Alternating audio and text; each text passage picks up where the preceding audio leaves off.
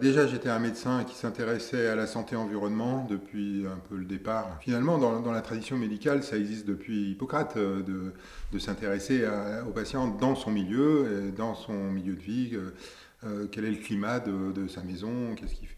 Et ça permet de comprendre les maladies. Les personnes électro-hypersensibles peuvent être différentes les unes des autres et c'est très individualisé. Alors, il faut prendre des exemples. Souvent, il y a une crise très angoissante au moment où ils se rendent compte qu'ils ne supportent plus et que ça risque de durer longtemps. Ils ne vont pas pouvoir supporter.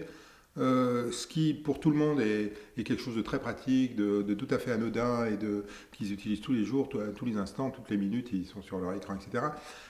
Quand vous vous rendez compte que ça va vous être interdit et que non seulement vous allez même devoir vous méfier de ces appareils-là chez les autres, c'est un choc au début. Donc on accompagne déjà les gens dans cette phase-là.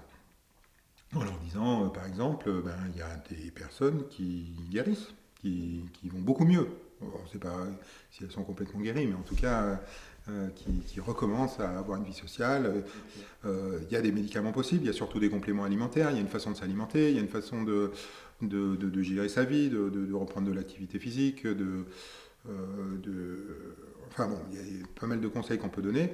Il y a beaucoup de conseils, donc, comme je disais, d'aménagement, comment aménager sa maison, son véhicule, où habiter, comment recommencer à fréquenter des amis, quel moyen de transport utiliser, comment se mettre à la terre. Ça, c'est quelque chose que les gens doivent apprendre assez rapidement. Les charges électriques qu'on a dans le corps, l'électricité statique, ou même l'espèce de stimulation nerveuse qui nous est faite en permanence par l'électricité, peut s'évacuer quand on est connecté électriquement à la Terre. C'est vraiment une avalanche qui nous tombe dessus quand on est électro-hypersensible. Et il faut pouvoir laisser sortir de ça. On est beaucoup aidé par la nature. Commencez par aller vous promener en forêt, le long des rivières, faire de la méditation si vous savez faire, ou du yoga, ou d'autres exercices, ou du vélo, même, je sais pas, de la marche. Et commencez à rencontrer des gens. Vous allez tomber sur les bonnes personnes à un certain moment.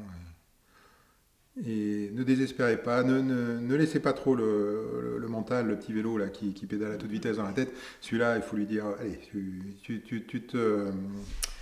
tu t'arrêtes d'aller trop vite et on revient dans le corps et on ressent ce qui se passe à l'intérieur, on a des ressources.